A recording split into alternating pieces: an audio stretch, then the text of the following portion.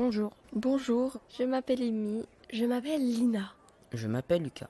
Je m'appelle Lina. Je m'appelle Maïva. Je m'appelle Mélina. Adam, Estelle, Agnès, Andy, Capucine, Enzo, Esma, Idriss, Inès, Mariam, William. Cette année, j'ai lu une histoire d'amitié, d'horreur et de suspense, D'actions qui font un peu peur. C'est l'histoire d'une petite fille très particulière. C'est l'histoire de Tamago qui rentre dans une école de dresseurs de dragons. qui se réveille dans l'eau sans aucun souvenir. La science-fiction et le mystère. Minecraft, une sorcière. Mais aussi sur des messages étranges et mystérieux. Mais un jour, tout va basculer.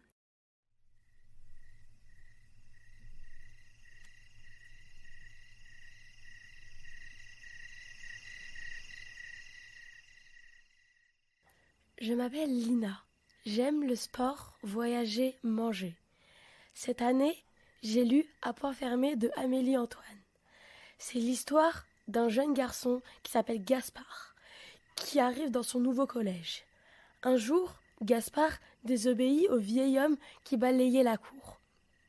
Énervé, le vieil homme se met à hanter les nuits de Gaspard. Pour Gaspard, c'est devenu un vrai cauchemar. Si tu aimes les livres d'action qui font un peu peur, alors tu aimeras À pont fermé. Bienvenue dans l'univers frissonnant de Gaspard.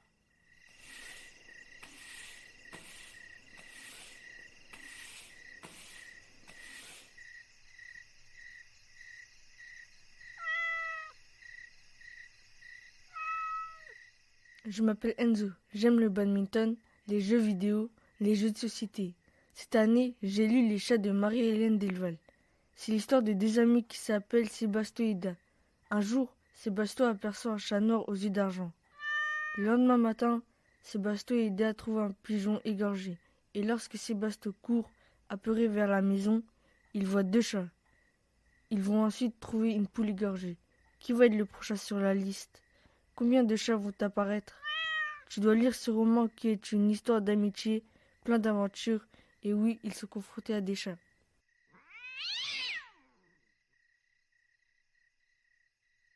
Je m'appelle Agnès, j'aime le sport, la musique, les échecs. Cette année, j'ai lu Mexican Gothic de Silvia Moreno Gracia. C'est l'histoire d'une fille du nom de Noémie qui reçoit une lettre de sa cousine depuis les montagnes du Mexique. Dans cette lettre était écrit que quelqu'un essayait de l'empoisonner et que la maison empestait la pourriture et était hantée de fantômes. Noémie était figée par la lettre de Catalina.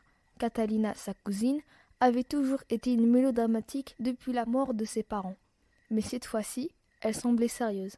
Catalina avait employé une écriture tremblante, peu soignée. Après avoir lu la lettre, le père de Noémie l'envoya au Mexique pour sauver sa cousine. J'ai aimé ce livre pour son côté mystérieux et son suspense.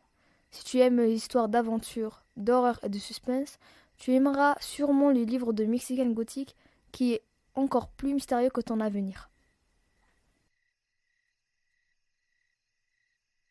Je m'appelle Lucas. J'aime la physique, la technologie, les mathématiques. Cette année, j'ai lu Atomka de Franck Fiez. C'est l'histoire d'un policier enquêtant sur la mort d'un journaliste enfermé dans un congélateur, ainsi que sur un assassin nommé l'Ange Rouge, mais aussi sur des messages étranges et mystérieux l'impliquant dans une histoire tragique le mêlant au cœur de l'atome. Si tu aimes les mystères et les romans policiers, ainsi que les meurtres et les récits intrigants, ce livre est fait pour toi.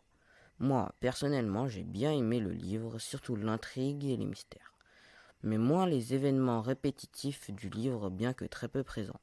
Mais l'ensemble est très bien avec beaucoup de suspense et mystère. Ce livre est intriguant et mystérieux, mêlant meurtre et recherche impliquées au cœur de l'atome.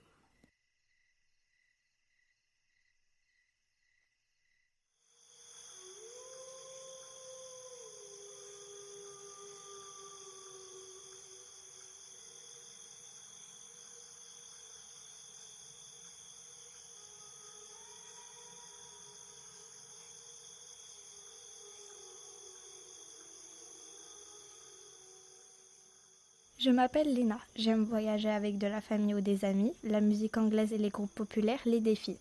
Cette année, j'ai lu Chambre 213 de Ingeline Angerborn. C'est l'histoire d'une fille se nommant Elvira. Cela se passe dans un camp de vacances entouré de forêts. Elvira, l'héroïne du livre, part en colonie avec ses amis. Elles sont logées dans une chambre mystérieuse, la chambre 213, qui semble avoir une histoire étrange. Dès les premières nuits, des bruits étranges retentissent. Des objets disparaissent sans explication et des lettres anonymes sont retrouvées, toutes portant des messages mystérieux. Peu à peu, Elvira et ses amis commencent à réaliser que quelque chose de sinistre se cache dans cette colonie. Si tu lis ce livre, tu verras que l'auteur crée une ambiance pleine de suspense avec des détails cachés un peu partout dans l'histoire.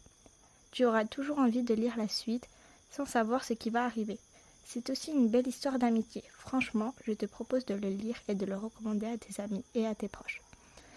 Mais ce que j'ai adoré, c'est le suspense évoqué dans ce merveilleux livre. C'est fini pour aujourd'hui, mais ne t'inquiète pas, je reviens bientôt pour te faire frissonner encore plus fort. Bye!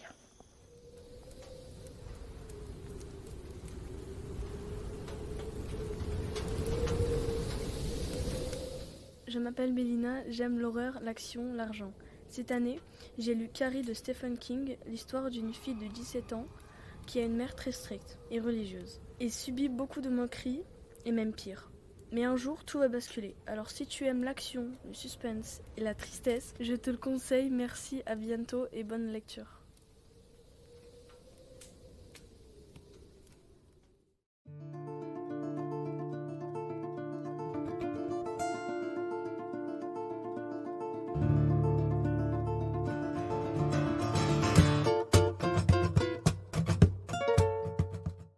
Je m'appelle Maïva, j'aime la nourriture, les romances, les animés. Cette année, j'ai lu Chair de poule de R.L. Stein.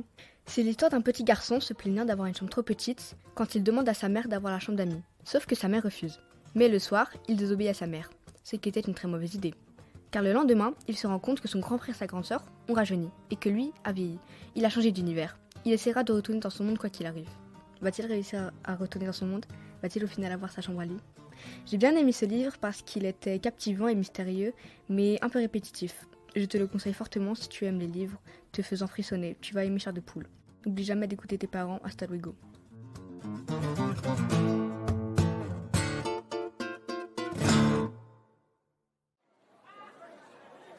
Ce podcast a été enregistré par la classe de 5e 4 du collège Albert Camus de Rosny-sous-Bois en mai 2025. Ce projet a été l'aboutissement d'une année de club lecture encadré par Pauline et Lyon, leur professeur de français, et les bibliothécaires de la médiathèque Marguerite Yourcenar. Lire des livres, c'est génial et je te dis à une prochaine histoire.